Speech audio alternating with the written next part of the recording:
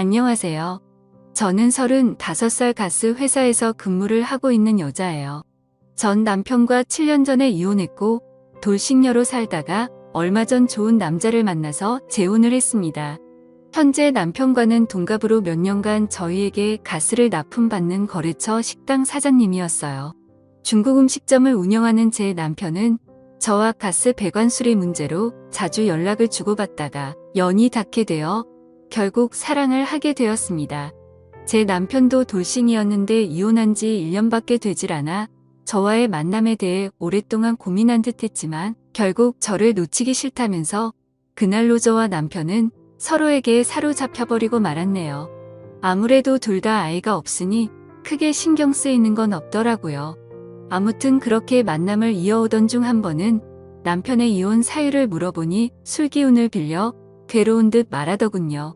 전 부인이 자신보다 10살이 어렸는데 결혼한 지 9년 정도가 되었을 때쯤 전 부인이 다른 남자와 바람이 난 걸 알게 되었는데 그런 사이를 오래 유지하고 있었다고 하더라고요. 그래서 자신과의 아이를 갖기 싫어했었던 걸 알게 되었답니다. 그런데 남편은 전 부인을 많이 사랑해서 웬만하면 가정을 지키고 싶어서 그런 모든 사실을 알고서도 억지로 참고 살았는데 집안 곳곳에 일부러 불륜 흔적을 남겨 놓았다네요. 결국 더 이상은 못 참겠다 싶어서 이혼했다고 합니다. 그 말을 듣는데 진심으로 전 부인을 많이 사랑한 감정이 전해져 왔습니다. 사실 오래된 거래처 고객이다 보니 상품 홍보를 위해서 영업 직원과 몇 번 방문했던 터라 전 부인을 본 적이 있습니다. 두 사람이 얼마나 금술이 좋았는지 가게 안에는 아내와 같이 찍은 사진이 도배가 되어 있었고 가게 이름도 아내 이름을 따와 지을 정도로 각별한 부부의 모습을 봤었습니다. 그런 두 사람이 이혼을 하니 한 번씩은 다 수근수근거렸고 저도 그중 한 명이었죠. 그런데 그랬던 제가 이 남자와 사랑에 빠질 줄 누가 알았겠습니까? 제 남편은 빨개진 얼굴로 제 손을 잡으며 말하더군요. 내가 원래 해바라기 같은 면이 있어. 한번 마음 주면 정 떼기 쉽지 않은데 이혼 이후로 유일하게 내 눈에 들어온 여자는 당신이라고 제게 고백을 했습니다. 새삼 심장이 쿵쾅대며 설레더군요. 진심인지는 모르겠으나 어쨌든 썩 듣기 나쁜 말은 아니어서 속아주는 셈치고 남편을 받아들이기로 했습니다. 남편은 연애 초반부터 지금까지 항상 달콤하고 부드러운 남자였습니다. 하나부터 열까지 저를 아기 다루듯 감싸주고 보호해 주었어요. 아마도 어린 여자와 살았기 때문에 이런 습관이 몸에 익었나 보다 했죠. 왠지 모르게 전 부인에게도 이렇게 했을 것 같다는 생각에 질투가 나더라고요.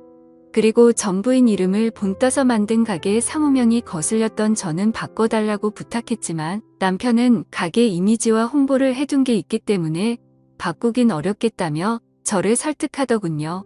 제게 좋은 말로 웃으면서 얘기하는데 씁쓸했지만 남편의 말도 조금은 설득이 되었고 완고한 태도에 어쩔 수 없었습니다. 그렇게 남편과 저는 좋은 감정으로 만나다가 양가 부모님께 허락을 받았네요. 하지만 둘 다 재혼인 상황이어서 우선 혼인신고를 먼저 했고 결혼식은 조금 미루기로 했습니다. 결혼식만 안 올렸다 뿐이지 사실혼 관계였던 거죠. 혼인신고 이후 저는 남편 집으로 들어가 동거를 했고 이미 법적으로 부부였기 때문에 저는 그 남자의 아내로서 그리고 며느리로서의 삶을 살았습니다. 다시금 결혼 생활을 하면서 아내의 역할을 해보니 참 낯설더군요. 혼자 살던 습관에서 벗어나 누군가와 같이 하루를 맞이하고 끝내는 것은 익숙하지 않았습니다. 덜렁거리고 집안일을 한꺼번에 모아서 처리하는 저와는 다르게 남편은 매 순간 깔끔을 떨며 잠시라도 어질려져 있는 모습을 보는 것을 꺼려하는 깔끔한 성격이더라고요. 그렇지만 남편은 싫은 소리 한 번 하지 않으면서 특유의 자상함으로 따뜻한 말을 건네주었어요. 여보, 힘들면 내가 할 테니까 그냥 당신은 당신 일만 봐. 어차피 내가 집안을 하려는 사람과 결혼한 게 아니고 사랑해서 결혼한 건데 당신이 스트레스 받는 거 싫어라며 든든하게 절 안아주니 예전에는 느껴본 적 없는 처음 느껴보는 남편의 따뜻함에 몸이 녹아내릴 지경이었습니다. 자상함은 개미 코털만큼도 없던 전 남편과는 달리 저를 아껴주며 보듬어주며 곁을 지켜주고 시댁의 공격으로부터도 잘 지켜줬습니다. 어느 날 시댁에 갔는데 시아버지가 어디 며느리 음식 솜씨 한번 보자며 제게 저녁 식사를 차려보라고 했네요. 집안일은 젬병이었던 저는 예상치 못한 미션에 우왕좌왕하다가 인터넷 요리 레시피를 보며 겨우겨우 재료를 파악해서 만들었습니다. 생각보다 시간이 많이 걸린 탓에 시아버지가 배가 고프다며 나오셨고 제가 만든 음식 맛을 보았는데 갑자기 표정이 변하더라고요. 솜씨가 마음에 안 들었는지 젓가락을 탁 내려놓으시면서 말했습니다. 아가야. 아니 참 내 마흔을 앞두고 있는 너한테 아가야라고 말하기도 참 별스럽구나. 나이를 먹었으면 음식 정도는 할 줄 알아야지. 음식을 업으로 삼는 사람 집안에 시집와서 남편한테 요리도 부려먹을 작정이냐고 말하더라고요. 옛날 아가는 어린 나이였으니 가르치면 된다라고 생각했는데 라고 중얼거렸습니다. 그러자 옆에서 시어머니가 시아버지에게 눈치를 주었지만 시아버지는 아랑곳 않고 제 면전에 대고 계속 나이이기로 제 상처를 후벼파면서 상처가 되는 말들을 쏟아내시더라고요. 그걸 보다 못해 남편이 한마디 하더군요.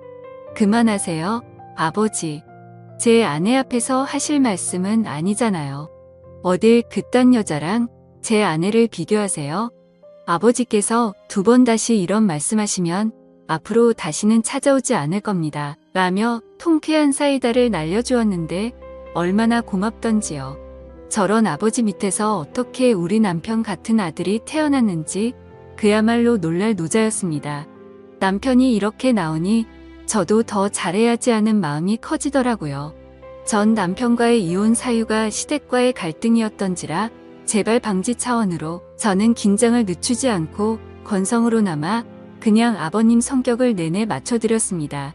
어색한 분위기 속에서 저녁 식사를 마친 후 어머니는 틀어져 버린 부자 사이가 마음에 쓰이셨는지 술상을 봐오셨습니다.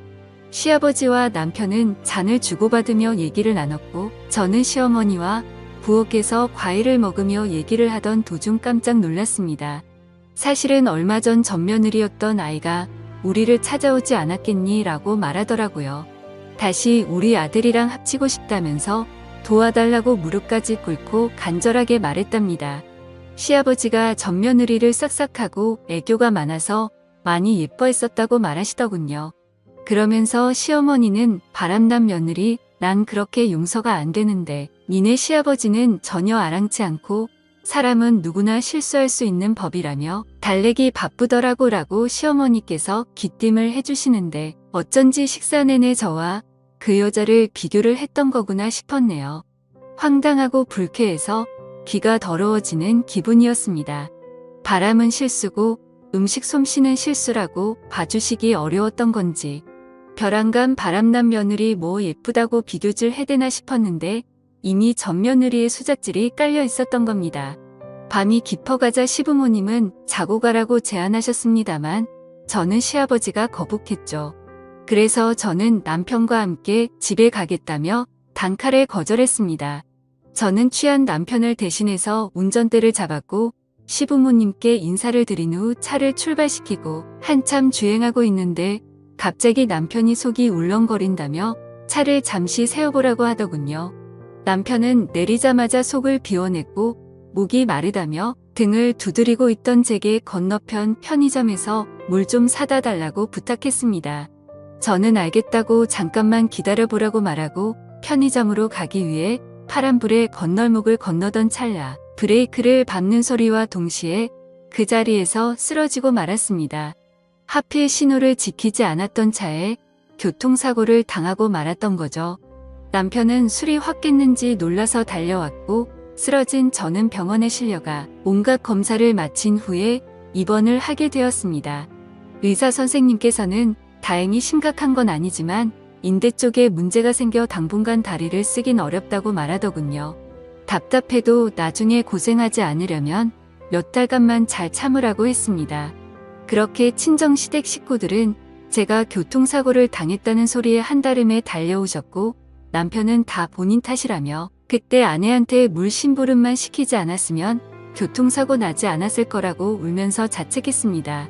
저는 오히려 그런 남편을 위로하며 나 괜찮다고 너무 걱정하지 말라고 얘기해 주었네요. 시아버지는 그 와중에서도 혀를 끌끌 차시며 시댁에서 자고 가라는 말을 안 들어서 벌받은 거라고 하시는데 대꾸할 힘도 없었던 저는 몸 아픈 것도 서러운 판국에 그마저도 꼭 참아내야만 했습니다. 남편은 그 후로 병원에서 먹고 자고 하며 전보다 몇 배로 제게 신경을 써주며 잘해줬습니다. 다리가 불편해서 밥도 제대로 못 챙겨 먹을까봐 손수 떠먹여주고 난 후에야 가게를 나갔고 하나부터 열까지 다 챙겨주더라고요. 남편이 허구한 날 씻겨주고 재워주고 먹여주니 정말로 아기가 된 느낌이었습니다. 저는 보험 때문에 우인실에 입원했는데 주위 사람들이 하나같이 신랑 너무 잘 만났다며 부러움을 샀어요. 일도 안 가고 남편과 깨소금을 풍기며 같이 있으니 오히려 더 행복한 나날이었습니다. 그러던 찰나 어느 날 남편이 퇴근을 하고 찾아와서 무거운 얼굴로 저를 바라보았습니다. 여보, 나 사실은 요새 가게 매출이 많이 떨어져서 지방에 계신 스승님을 좀 찾아 배워야 할 것 같아. 가서 신메뉴 개발 조언도 좀 얻고 여러 가지 방안도 연구할 겸 한 일주일 동안은 다녀와야 할 것 같은데 어떡하지? 그 말에 조금은 서운했지만 내색하지 않고 괜찮다고 잘 다녀오라고 했습니다. 어느 정도 다리도 많이 나았고 목발 쓰면 거동도 할 만하다고 애써 웃어 보였어요. 남편은 제가 맘에 쓰였는지 떠나간 일주일 동안 저를 돌봐줄 친정엄마에게 용돈을 챙겨드렸고 의사와 간호사 선생님께도 잘 좀 봐달라는 얘기를 남겨 일주일 동안 출장을 가게 되었습니다.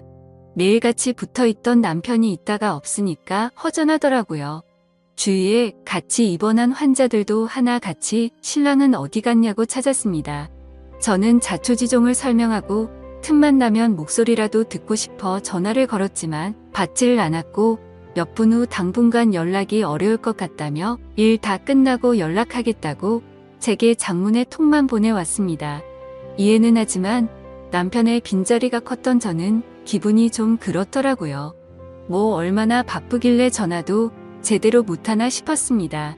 하루 이틀은 그래도 어떻게 버텼는데 3일 4일이 지나니 정말 보고 싶어서 도저히 못 버틸 지경이었습니다. 제가 이렇게 남편을 사랑하고 있는 줄 짧은 헤어짐으로 알게 되었네요. 그 사이 저는 담당 주치의에게 퇴원을 희망한다고 말을 하였고 의사도 퇴원을 해도 좋다고 허락을 받았습니다. 마침 남편이 돌아오기 하루 전날이라 오전 중 퇴원 수속을 받고 집으로 갔죠. 그런데 뭔가 이상한 기운이 감돌았습니다. 거실에는 너저분하게 쌓여져 있는 병들이랑 캔, 그리고 치워놓지 않은 마른 안주들이랑 널브러져 있었고 부엌에는 반찬통이며 김치통이며 뚜껑이 열려진 상태로 방치되어 있었습니다. 안방에는 침구류가 흩어져 있었고 화장실은 쓰레기들이 굴러다녀 하수구가 막혀서 물조차 제대로 내려가지를 않더라고요. 분명 남편의 성격상 깔끔한 상태로 집안이 잘 정리되고 있을 줄만 알았는데 이게 어찌된 영문인지 알 수가 없었습니다. 저는 저를 케어해 주시던 친정엄마와 함께 역한 냄새를 참아가며 불편한 몸을 이끌고 조금씩 청소를 시작했고 한참 고생을 해서 간신히 집 상태를 되돌려 놓을 수 있었습니다.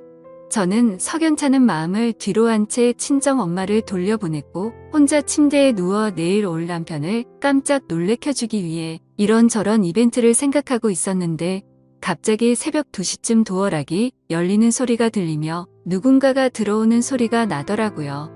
잠이 들락말락했던 저는 순간 정신이 확 들었고 숨을 죽이고는 잔뜩 겁을 먹은 채 힘들게 몸을 일으켜 조용히 방문 쪽으로 다가갔습니다. 자기야, 우리 집 이렇게 깨끗하게 청소하고 공원 갔었나?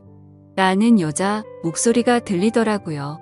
문을 살짝 열고 봤더니 그 여자는 몇 년 전 제가 봤던 전 남편의 부인이었습니다. 순간적으로 너무 큰 충격을 받았고 도대체 왜 제 남편이 전 부인과 함께 우리 집으로 들어온 거지라는 생각과 동시에 가슴이 두근대기 시작했었죠. 즉각적으로 안 좋은 예감이 들었습니다. 전 부인이 뺀질나게 시댁에 드나들더니 기어코 우리 남편을 유혹을 했나 싶어 숨이 막히는 기분이었습니다. 남편은 뭔가 꺼림직했는지 주위를 둘러보는 듯 하다가 이내 방을 향해서 오더라고요.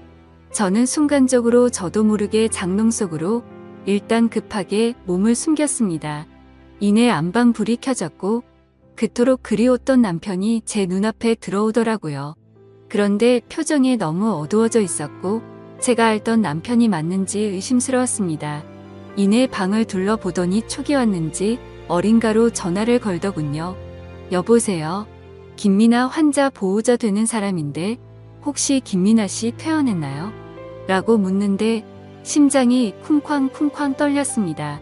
남편의 어두운 표정을 보고 있으니 뭔가 제가 죄를 짓고 숨어 있는 건가 싶고 두렵더라고요. 남편은 전화를 끊으며 앞에 있는 전부인한테 말했습니다. 큰일 났어. 아무래도 우리 집 사람 퇴원한 것 같아.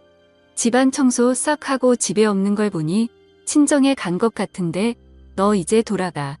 그리고 내 뜻대로 일주일 동안 이별 여행 다녀왔으니까 완전히 우린 끝난 거야. 알겠지? 라며 전부인의 어깨를 부여잡더라고요. 순간 판단력이 흐려지며 머리가 새하얗게 멍해졌습니다. 이별 여행? 이게 무슨 말인가요? 이별 여행이라니요. 다들 생각하듯이 남편은 일주일 동안 지방에 있는 스승님께 간다는 말은 거짓말이었습니다.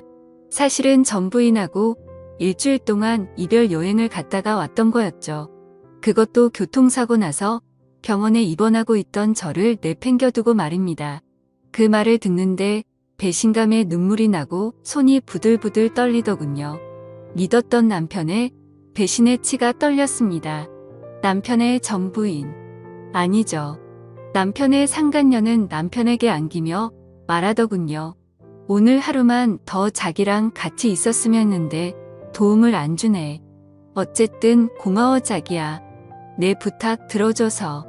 자기한테 미련이 남아서 예전 시댁에도 찾아가고 그랬는데 이걸로 만족할게. 그래도 마지막으로 보냈던 밤들을 영원히 잊지 못할 거야 라며 혼자서 무슨 비련의 여주인공이 된 것 마냥 남편의 곁을 울면서 스쳐 지나가더군요. 남편은 전부인을 밖으로 내보내고 한숨을 내쉰 후에야 제게 전화를 걸었습니다. 그래서 저는 장롱에서 천천히 나갔죠. 그러자 남편은 엄청나게 당황해하면서 말하더라고요. 여보, 언제부터 거기 있었어? 당신이 왜 거기 있는 거야? 라고 심하게 말을 더듬는데 저는 제 휴대폰을 남편에게 확 집어던지고는 울고불며 난리를 쳤습니다. 야, 이 분리수거도 안 되는 쓰레기야. 어떻게 네가 교통사고까지 당한 날 내팽겨치고 전부인이랑 여행을 다녀올 수 있어? 네가 짐승이지 사람이야? 어떻게 네가 나한테 그럴 수가 있어? 라며 숨을 헐떡거리며 울었습니다. 그러자 남편은 가슴 아픈 얼굴로 허울 좋게 저를 위로하며 달래더니 꼭 안아주면서 말하더군요. 미안해. 다 내 잘못이야. 사실 헤어진 전 부인이 당신이랑 만난 지 얼마 안 돼서 계속 나랑 재결합하자고 했었어. 내가 안 통하니까 우리 부모님한테도 찾아갔더라고.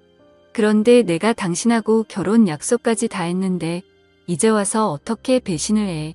전 부인한테 한참 동안 여러 번 알아듣게 설명했는데 끝끝내 이별 여행 다녀오면 날 놓아주겠다고 하더라고.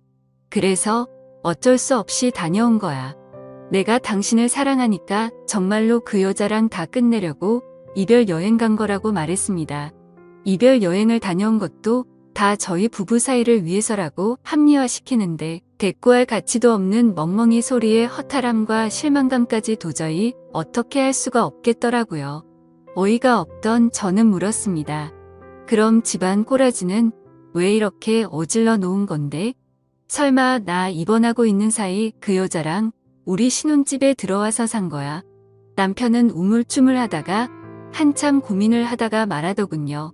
원래 전부인이랑 6년간 살았던 곳인데 여기 집 구할 때 전부인 친정에서 돈을 보태줬어.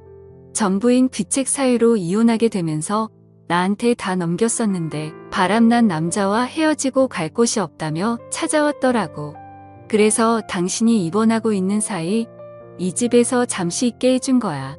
그냥 나도 모르게 좀 불쌍하더라고. 그래서 저는 지금 그걸 말이라고 하냐고 따져 물었습니다. 옛날에 그 여자 집에서 돈 좀 보태줬다는 걸 빌미로 나랑 신혼생활을 하고 있는 이 집에 그 여자를 들여 놓다니 말이 된다고 생각해? 그리고 그것만으로도 용서가 안 되는데 이별 여행까지 갔다니 말이 되냐고. 내가 만약 교통사고 안 났으면 어쩌려고 그랬냐? 이런 걸 보고 하늘이 도왔다고 하는 건가? 나 니들 절대로 용서 못해. 가만두지 않을 거야. 말했죠. 제가 속이 좁은 건지 모르겠지만 이딴 짓을 벌인 남편을 도저히 이해할 수가 없고 용서할 수가 없었습니다. 이별 여행 어디서 그럴듯한 말로 불륜지를 포장하는지 그따위 관계나 주라 그래요. 그들에게 로맨틱했던 일주일의 시간을 아무것도 모르고 남편을 그리워하며 보냈던 걸 생각하니 더욱 울분이 치솟았습니다. 저는 악에 받쳐 소리를 지른 후 남편의 만류를 뿌리치고 자리를 박차고 나와 목발을 짚고 새벽 밤거리를 울면서 걸었네요. 여태 흘린 눈물 모은 것보다 더 펑펑 쏟았던 것 같습니다. 그토록 사랑했던 내 남자의 극단적인 행동에 충격을 받은 저는 친정 집에 머물면서 결국 남편과 하는 시간을 갖자고 했네요. 남편은 틈만 나면 찾아와서 제게 당신이 생각하는 그런 일은 전혀 없었다고 싹싹 비는데 마음이 돌아선 저한테는 남편의 모든 행동이 믿음이 가지 않았습니다. 그러자 남편이 말하더군요. 그 여자랑 끝났다는데 왜 내 말을 믿지를 못해? 당신이 나 없이 살 수 있을 것 같아? 당신이 지금 날 못 믿고 이렇게 헤어지면 지금 나한테 이렇게 대한 걸 후회할 거고 그 여자처럼 날 다시 찾게 될 거야. 왜 여자들은 뻔한 행동을 계속하는지 모르겠네. 당신 나중에 그때 가서는 소용없어. 내 말 명심해. 그 뻔뻔한 말에 있는 정도 다 떨어지더라고요. 저는 결국 이혼을 감행했고 무턱대고 혼인신고를 빨리 한 탓에 빨간 줄만 하나 더 생겨버렸습니다. 남편이 그 이후로 어떻게 살고 있는지는 모르겠네요. 남편이 운영하던 중국집은 주인이 바뀌어 다른 사람이 운영하고 있었습니다. 여전히 예전 부인 이름을 딴 상호만 보면 그날의 충격이 떠올라 심장이 뛰고 기분이 나빠지네요. 어쨌든 저는 짧은 결혼 생활을 끝내고 싱글로서 삶을 살아가는데 역시 싱글의 삶이 제게는 제격이었습니다. 제 인생의 결혼은 2번 다시 없으리라 장담할 수 있어요. 대신 자유로운 연애는 실컷 하고 살게요. 이제는 결혼보다는 연애가 좋은 것 같습니다. 제 사연을 읽어주셔서 감사합니다.